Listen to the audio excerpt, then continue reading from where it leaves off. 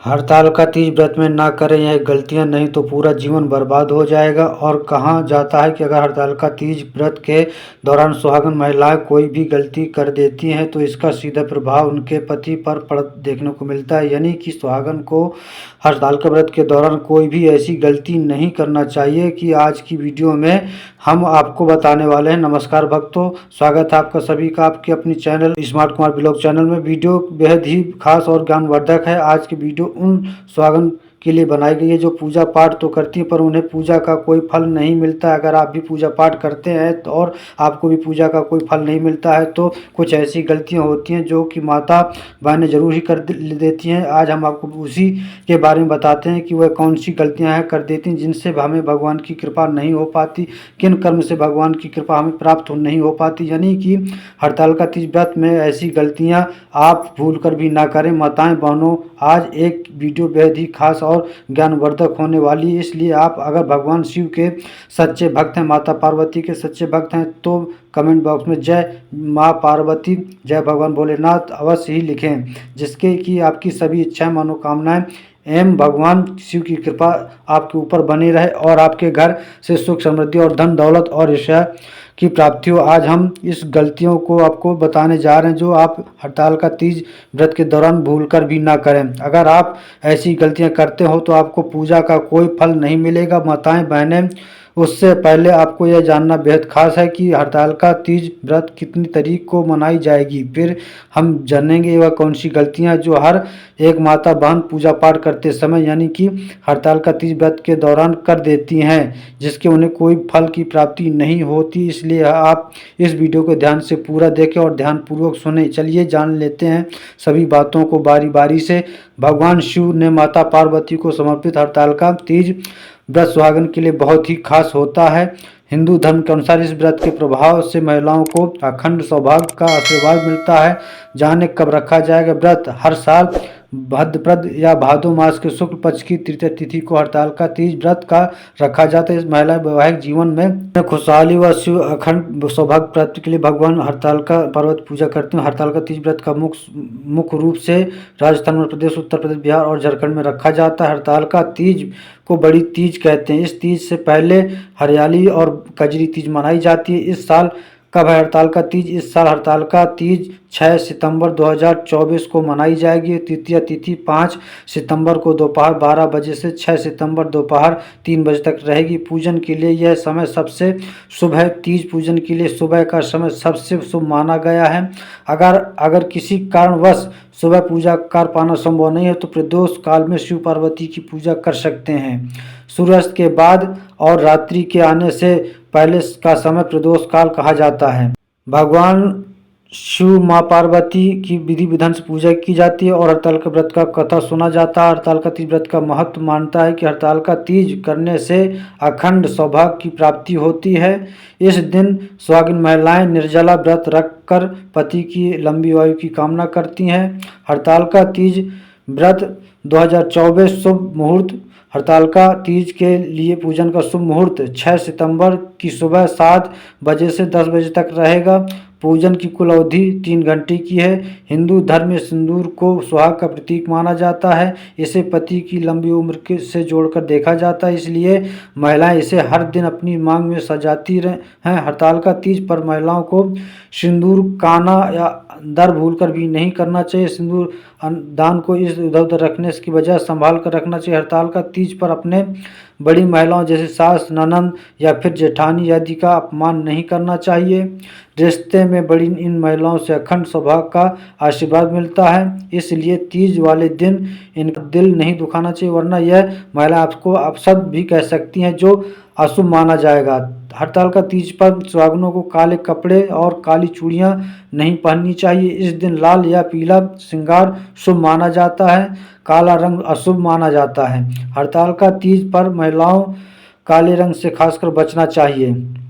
शादीशुदा जिंदगी में खटास आ सकती है। खुशहाल जिंदगी के लिए पीला या लाल रंग पहने चाहिए। हड़ताल का तीज का व्रत रखते समय किसी को भी गलत नहीं बोलना चाहिए और न ही मन में किसी के लिए गलत ख्याल लाने चाहिए। इस दिन जितना हो सके दूसरों की मदद और उनकी भलाई करनी चाहिए। इस दिन पति की लंबी उम्र के लिए व्रत रखा जाता है, तो पति से किसी भी बात पर झगड़ा नहीं करना चाहिए और न ही उनको गलत बोलना चाहिए। इस तरह के व्यवहार से दोनों का रिश्ता बेवजह खराब हो जाता है। हरतालिका तीज पर शिव पार्वती की पूजा करने से पहले उनके पुत्र और प्रथम पूज्य गणपति की पूजा सबसे पहले करना। पुत्र से पहले की गई पूजा को शिव पार्वती भी स्वीकार नहीं करती हैं और प्रसन्न होने की बजाय नाराज हो सकते हैं। इस तरह से आपका व्रत अधूरा रह सकता है। इस दिन व्रत रखने वाली महिलाओं को क्रोध नहीं करना चाहिए, इसलिए महिलाएं हाथों में मेहंदी लगाती हैं ताकि उनका दिमाग ठंडा रहे। व्रत नहीं तोड़ा जाता है। ऐसी मान्यता है कि इस दिन व्रत महिला किसी भी तरह का भोजन या अन्य कोई पदार्थ ग्रहण कर लिया जाता है तो अन्न की प्रकृति के अनुसार उसका अगला जन्म कुत्ते में होता है, इसलिए व्रत को तोड़ा नहीं जाता है और तीज व्रत सबसे श्रेष्ठ और मंगलकारी माना जाता है। इसलिए आप इस दिन विशेष रूप से ध्यान रखें कि आपका किसी भी चीज़ का सेवन ना करें। माताएं बहनों, अगर आपको फिर भी लालच रहती है तो आप एक काम कर सकती हैं, आप अपने पास किसी ऐसी चीज़ को ना रखें जिसकी आपका मन विचलित हो और खाने का मन करे। इसलिए आप उन चीज़ों से तीज व्रत के दिन दूर रखें तो आपके लिए बहुत ही शुभ और मंगलकारी माना जाएगा। महिलाओं को रात भर जागना जरूरी होता है क्योंकि 8 प्रहर पूजा भी करना होती है और यह भी मानता है कि जो महिला सो जाती है उसे अजगर या मगरमच्छ में जन्म होता है। इस दिन किसी भी माता बहनों को गलती से भी नहीं सोना चाहिए क्योंकि यह बिल्कुल भी शुभ नहीं माना जाता है और माता पार्वती भी ऐसी महिला से रूठ जाती हैं और भगवान शिव ऐसी पूजा का कोई फल प्रदान नहीं करते हैं। इसलिए आपको इन बातों का ज्ञान होना बेहद जरूरी है। इस दिन आपको भूल से भी नहीं सोना है। आपको इस बात को विशेष रूप से ध्यान रखना है, बल्कि पूजा भक्ति में ही पूरी रात आपको लगे रहना है। इस दिन आपको एक पल भी नहीं सोना चाहिए। अगर आप इस व्रत को सच्चे दिल से कर रही हैं तो आपकी नींद बिल्कुल भी नहीं आने वाली है। इसलिए आपको बता दें, जो भी महिला तीज का व्रत रखती हैं उसे इस दिन भूल से भी नहीं सोना चाहिए क्योंकि यह बिल्कुल शुभ नहीं माना जाता है। क्योंकि जिस महिला को नींद आती है इसका मतलब सीधा उसने इस व्रत को सच्ची हृदय से, सच्चे मन से, भगवान की सच्ची आस्था से इस व्रत को नहीं रखा है। इसलिए उस महिला को कभी भी नींद नहीं आती है। जिससे इस व्रत को सच्ची हृदय से नहीं रखा हो उसे महिला को जरूर नींद आती है। इस बात का आपको विशेष रूप से ध्यान रखना है। माताएं एवं बहनों, अपने वीडियो को अभी तक लाइक नहीं किया है तो लाइक अवश्य ही कर दें और कमेंट में बॉक्स में जय मां पार्वती, जय भगवान शिव अवश्य ही लिखें, जिससे कि सभी देवी देवताओं की कृपा आपके और आपके परिवार पर बनी रहे और भगवान शिव का आपको विशेष आशीर्वाद प्राप्त हो सके। ऐसी मान्यता है कि इस दिन महिलाएं यदि भूल कर से भी दूध का सेवन कर लेती हैं तो अगले जन्म में सर्प में जन्म होता है। अगर आपके घर में दूध आता है तो अपने बच्चों को दूध पिलाते हैं तो अच्छी बात है, लेकिन इस बात का आपको विशेष रूप से ध्यान रखना है कि और पति और के साथ झगड़ा ना करें। यह व्रत पति की अर्थात लंबी उम्र के लिए रखा जाता है। अतः महिलाएं इस दिन पति से किसी भी प्रकार का क्लेश या झगड़ा नहीं करें, इससे माता पार्वती आपसे रूठ जाती हैं और भगवान भी आपसे क्रोधित हो जाते हैं। ऐसी महिलाएं को व्रत नहीं रखना चाहिए क्योंकि उसके कोई फल नहीं मिलता है, बल्कि उसके पति और उसे घोर पाप लगता है। इसलिए माताएं बहनों, आप इस दिन भूल कर भी नहीं करना चाहिए। इस दिन अपने से बड़े बुजुर्गों सहित छोटों का भी अपमान नहीं करें, इससे आपको अपने व्रत का फल नहीं मिलता है। ऐसा माना जाता है कि जो महिलाएं ऐसा करती हैं उसे इस पूजा का कोई भी फल नहीं मिलता है। इसलिए हड़तालिका तीज के दिन इस बात का विशेष रूप से ध्यान रखना है कि आपको न तो किसी पर क्रोधित होना है और न ही किसी से ज़्यादा वार्तालाप या बहस करनी है और व्रत के नियमों का पालन करने से व्रत का फल प्राप्त होता है और व्रत समय फल होता है। व्रत के नियमों के में निम्नलिखित बातें शामिल हैं। व्रत के दौरान अन्न नहीं खाना चाहिए। व्रत के दौरान पानी भी नहीं पीना चाहिए। व्रत के दौरान किसी भी प्रकार का तामसिक भोजन नहीं करना चाहिए। व्रत के दौरान किसी भी प्रकार का नशीला पदार्थ नहीं लेना चाहिए। व्रत के दौरान पवित्र और शुद्ध रहना चाहिए। व्रत के दौरान भगवान की पूजा और आराधना करनी चाहिए। तीज व्रत के दिन दौरान क्रोध से व्रत फल नहीं मिलता है। क्रोध करने से व्रत पवित्रता भंग होती है और व्रत सफल नहीं होता है। क्रोध करने से बचने के लिए निम्नलिखित बातों का ध्यान रखना चाहिए। व्रत के दौरान शांत और धैर्यवान रहना चाहिए। व्रत के दौरान किसी भी प्रकार की नकारात्मक भावना को मन में नहीं लाने देना चाहिए। व्रत के दौरान भगवान की पूजा और आराधना करनी चाहिए। व्रत के दौरान किसी भी प्रकार की हिंसा या उग्रता से बचना चाहिए। दान करने के लिए व्रत के दौरान गरीबों और ज़रूरतमंदों को दान करना चाहिए। व्रत के दौरान अनाथालय और धर्मशालाओं में दान करना चाहिए। व्रत के दौरान किसी भी प्रकार की सामग्री का दान करना चाहिए, जैसे कि अनाज, वस्त्र आदि। व्रत के दौरान भगवान की पूजा और आराधना करनी चाहिए और सच्चाई की प्रतिज्ञा करनी चाहिए। व्रत के दौरान दान करने से व्रत सफल होता है। तीज व्रत के दौरान परिवार के साथ लड़ाई झगड़ा करने से बचने के विषय में विस्तार से जानते हैं। तीज व्रत के दौरान परिवार के साथ लड़ाई करने से व्रत का फल नहीं मिलता है। परिवार के साथ लड़ाई करने से व्रत की पवित्रता भंग होती है।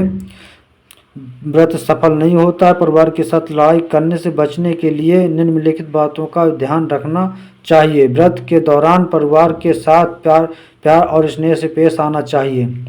व्रत के दौरान परिवार के साथ किसी भी प्रकार की लड़ाई या विवाद से बचना चाहिए। व्रत के दौरान परिवार के साथ सहयोग और समझदारी से काम लेना चाहिए। व्रत के दौरान भगवान की पूजा और आराधना करनी चाहिए और सच्चाई की प्रतिज्ञा करनी चाहिए। व्रत के दौरान परिवार के साथ मिलजुल कर रहना चाहिए और प्रेम से पेश आना चाहिए।